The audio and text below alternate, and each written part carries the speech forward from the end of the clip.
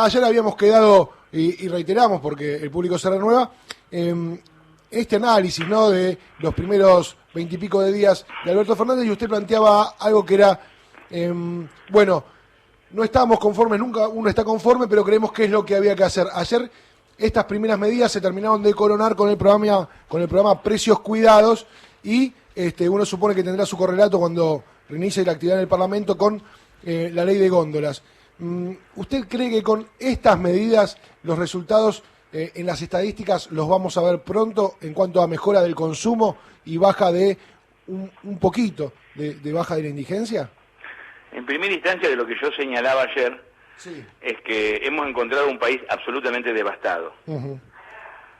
Los argentinos lo saben, simplemente lo recuerdo porque tampoco es mi tarea empezar a hablar del gobierno anterior, porque ya la gente eligió y votó, por eso nos eligió a nosotros, eligió a Alberto Fernández presidente, pero es un gobierno que es una Argentina que nos encontramos con el 40% de pobres, con la actividad económica en caída libre, con una deuda externa espectacular, con un Estado paralizado, y podemos seguir agregando, bueno, uno de dos chicos de Argentina son pobres y cientos de miles de familias comen en los comedores una vez por día, etcétera, etcétera, etcétera.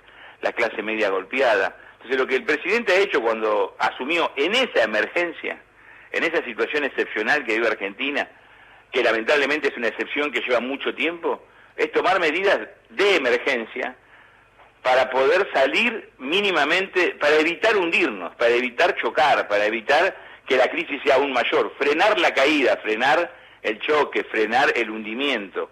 Y son medidas de emergencia que tienen plazo incluso en el marco legal para determinar cómo estamos. Yo le daba ayer el ejemplo de una persona que va al médico. Usted tiene que hacerse un análisis, tiene que hacerse un examen médico, y si está en terapia o está en el quirófano, no hay tiempo para mucho análisis, mucho debate, sino para que el médico intervenga y resuelva rápidamente. Uh-huh. Cuando salga esa situación y entremos en un postoperatorio, cuando entremos el gobierno sepamos cómo estamos, podemos empezar ya a delinear, aplicar medidas que se están diseñando, que se están pensando, que se están resolviendo, para empezar a resolver la indigencia, para empezar a resolver el trabajo, para empezar a resolver el crecimiento. No estamos hablando de acá a la eternidad, estamos hablando de meses. Porque lo primero que tenemos que hacer, por ejemplo, la situación de los jubilados, que tanto se habló. Sí. En marzo, fines de marzo, va a haber una fórmula que va a reemplazar la actual, con lo cual los jubilados ya van a tener la certeza de qué forma van a cobrar de marzo en adelante. Mientras tanto, ¿qué hizo el gobierno cuando asumió? Porque me dicen que este es un gobierno que ajustó. Yo no conozco la historia, y le invito a usted a que lea la historia económica política argentina. En los últimos 70 años, un gobierno que cuando asume pone dinero en el bolsillo de los sectores más castigados por la política económica de Macri. Uh-huh. Le puso dinero al 70% de los jubilados, en enero y febrero en diciembre y enero con dos bonos de 5.000 pesos, le dio dinero a la titular de la UH, a los titulares de los programas sociales, y medidas para beneficiar a la pequeña y mediana empresa y pequeño y mediano comercio que está ahorcado por sus deudas impositivas con el fisco.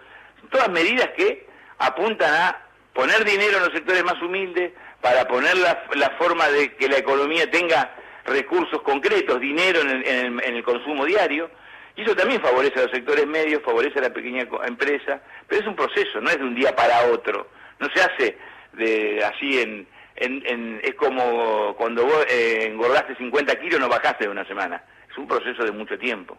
Nosotros tenemos que tomar un tiempo responsable, serio, explicando lo que pasa, para que los argentinos voten a quien hayan votado, nos cuestionen, nos aplaudan, nos desconfíen de nosotros, no importa, sepan qué está pasando. Y Alberto Fernández tomó esa decisión con mucho valor. No se puso a hacer malabarismo político, demagogia, sino que afrontó el problema, lo describió y afrontó una emergencia. Se metió a trabajar inmediatamente, haciendo lo que se puede hacer en una crisis de esta magnitud, no lo que uno quiere, sino lo que se puede hacer, pero en lo que se puede hacer siempre beneficiando a los sectores más humildes, uh-huh, apuntando a que la economía rebote y beneficie a los sectores medios. Uh-huh. Me parece que eso no es un gobierno de ajuste, es un gobierno de emergencia que toma medidas equitativas, inclusivas, repito, en el marco de la emergencia. Después, cuando salgamos de la emergencia, tenemos un plan de más mediano y largo plazo, eso también está vinculado a la negociación de la deuda externa y otras cuestiones que tenemos que resolver, tasa de interés, dólar, inflación, etcétera. Navarro, digamos, después de este diagnóstico tan claro que usted da, también hay otros actores políticos, o los actores de la oposición, ¿no?, que parecen no coincidir y no darle esta libertad que necesita el gobierno para trabajar en esta situación de emergencia que muy bien describe. Digo, porque pasó en La Nación, pasa ahora en la provincia de Buenos Aires, uno lo ve con Omar Perotti también en la provincia de Santa Fe.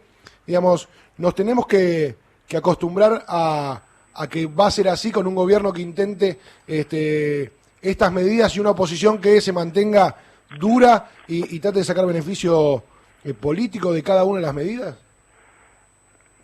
A mí me parece que, bueno, en la provincia, a nivel nacional, más allá de discursos encendidos y declaraciones, sí, la ley de emergencia se aprobó. Sí, tal cual. Y sería deshonesto si yo no reconociera que hubo sectores de la oposición, como sectores de diputados y senadores ligados a gobernadores radicales, que actuaron con responsabilidad. Bueno, pero otro sector muy duro, ¿no? Sí, bueno, muy pero duro. En política hay sectores más duros, sectores más moderados, sectores... Es como en la familia, como en el fútbol, como con los amigos en el club.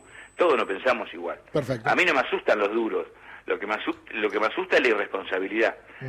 Descuento que en Buenos Aires se va a aprobar el proyecto impositivo que ha enviado el gobernador Axel Kicillof. Mañana, hoy se va a aprobar, y si no es hoy será mañana, la semana que viene, pero se va a aprobar, porque los propios intendentes de la oposición, que muchos de ellos son sensatos y racionales, necesitan un marco impositivo porque hay una vinculación municipios, provincia de Buenos Aires. Lo que sí me sorprende es lo del socialismo en Santa Fe. No lo hubiese esperado. Siempre tuve la idea, más allá de tener diferencias con la gestión socialista en Santa Fe, que eran personas responsables, que eran personas sensatas. Quiero creer que es la primera reacción, porque siempre cuando uno pierde una elección, el primer reflejo es enojarse, patear, gritar, hasta que uno alcanza el equilibrio, asume la derrota, entiende que no es que hay un complot mundial ni Dios lo castigó, sino que uno pierde cuando se equivoca. Es como el fútbol, es como cuando vas a dar un examen, si no estudiaste no puedes aprobar el examen. Tal cual. Y una elección cuando la perdés porque cometiste más errores vos, que gobernabas, que los candidatos en aquel momento opositores. Soy oficialista. Quiero creer que el socialismo santafesino va a recapacitar, porque sería muy grave privarlo al gobernador de Santa Fe, Omar Perotti, de un presupuesto como se paró en diputados. Quiero creer que la bronca que pasa post-elección, y también hay crisis internas, facturas internas, crisis de liderazgo, pienso que se va a resolver. Lo que sí creo que nuestro gobierno tiene que tener la paciencia y la responsabilidad de no entrar en esa pelea de la agresión, de la descalificación, en la pelea sino el sano debate de la democracia, que sea apasionado, que a veces uno puede incluso levantar la voz, pero en el marco de la democracia, y entendiendo que lo que está en juego no es si tiene razón el oficialismo o la oposición en forma absoluta, sino que está en juego el destino de los argentinos. Cuando uno no vota una ley, cuando uno frena el accionar del Ejecutivo, sea un municipio, sea un gobernador o sea un presidente, está perjudicando a 44 millones de argentinos. Entonces hay que tener una responsabilidad de entender que el sistema democrático, cuando está en crisis en América Latina, es porque no representa los intereses de los sectores populares o los sectores mayoritarios. Bueno, en Argentina no podemos cometer ese error, y el gobierno que empezó el 10 de diciembre con Alberto Fernández presidente y Cristina de vice, ha decidido transitar un camino que es estar al servicio y trabajar en pos de los sectores populares, con limitaciones, con dificultades. ¿Por qué? Porque estamos en emergencia, porque tenemos una deuda impagable, porque estamos en default virtual, porque tenemos 40% de pobres, porque el aparato económico está paralizado. Bueno, en la medida que esto arranque, como un auto que usted tiene en el garage, lo tiene hace 2 años sin funcionar, bueno, tiene que sacarlo, limpiarlo, ponerle en asta, empujarlo un poco y arranca. De a poco ese auto, si es un auto noble y usted más o menos lo ha cuidado, aunque estuvo 2 años sin funcionar, lo va a llevar a un buen lugar. Bueno, lo mismo pasa con la economía argentina, pero también depende de nosotros, por supuesto, que tenemos mayor responsabilidad, el oficialismo, la oposición, y después el conjunto de la sociedad, que nosotros logremos articular relaciones con los sectores ligados a la economía agropecuaria, con los sectores pyme, con los sectores industriales. Que nos comprometamos a que Argentina crezca. La única forma que podemos salir de esta crisis es creciendo y generando trabajo. Chino, Cristian Varela te saluda, ¿cómo estás? Buen día.